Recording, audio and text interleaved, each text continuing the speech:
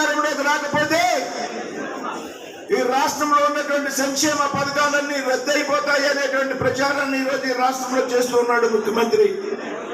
ఈ చేతకాని దద్దమ్మ సన్నాసి ముఖ్యమంత్రిని అడుగుతూ ఉన్నా, ఈ రాష్ట్రంలో అమలు అయ్యేటువంటి సంక్షేమ పథకాలన్నీ కేంద్ర ప్రభుత్వంతో మంజూరు చేయబడి నరేంద్ర మోడీ గారికి అమలు పెడుతున్నటువంటి సంక్షేమ పథకాలు, ఈ రాష్ట్రంలో అమలవుతున్నటువంటి సంక్షేమ పథకాల్లో రాష్ట్ర ప్రభుత్వం అమలు చేస్తున్నటువంటి సంక్షేమ పథకం ఒకటి కూడా లేదనేటువంటి విషయం వాస్తవం. గమనించండి మిత్రులారా.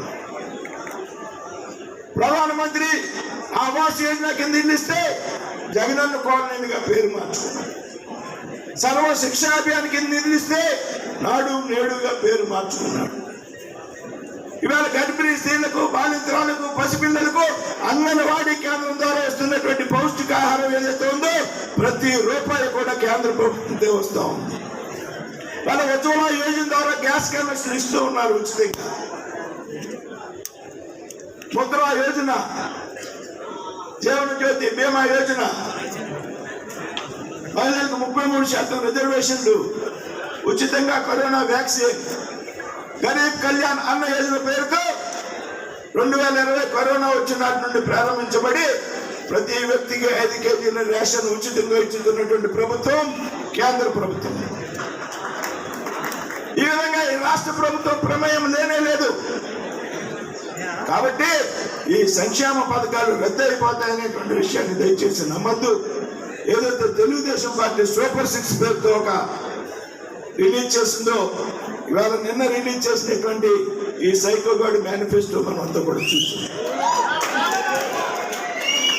కేంద్ర ప్రభుత్వ పథకాలకు పేర్లు మార్చుకుని, స్టిక్కర్లు వేసుకుని, రంగులు మార్చుకుని మనుగడ కొనసాగిస్తున్నటువంటి ప్రభుత్వం ఈ చేతకాని చెత్త ముఖ్యమంత్రి అనేటువంటి విషయం మీకు చెప్తాను.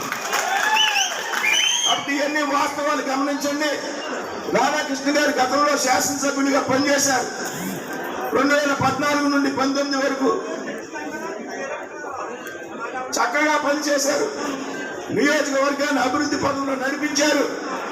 నేనేదైతే వేల్పూర్ నుండి రాలంగి వెళ్ళే వరకు కాలువగట్టు రోడ్డు అయితే ఉందో ఆ రోడ్డు అప్పుడు వెళ్ళినప్పుడల్లా నేను అందుకతో ఆ ఇరుకు సందులోంచి రాలేక టర్నింగ్లో ట్రాఫిక్ ఆగిపోయి ఉండేది.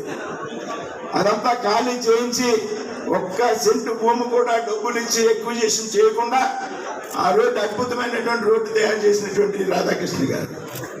నియోజకవర్గంలో శాంతి భద్రతలు ఉన్నటువంటి పరిస్థితి. నేను ఆ రోజుల్లో ఆయనతో చనువుగా ఉండేవాడిని. నా మిత్రుడు మాణిక్యాలరావు గారి మంత్రిగా ఉండేవాడు కాబట్టి రాధాకృష్ణ గారు కూడా మీ అంతా తలుచు పనిచేవాడు. ఇవాళ ఉన్నటువంటి టీడీఆర్ శాసనసభ్యుడు, ఇవాళ ఉన్నటువంటి శాసనసభ్యుడు అవినీతి అనుకుండా అనేటువంటి విషయం వాస్తవం కాదా అని అడుగుతున్నా. తణుకులు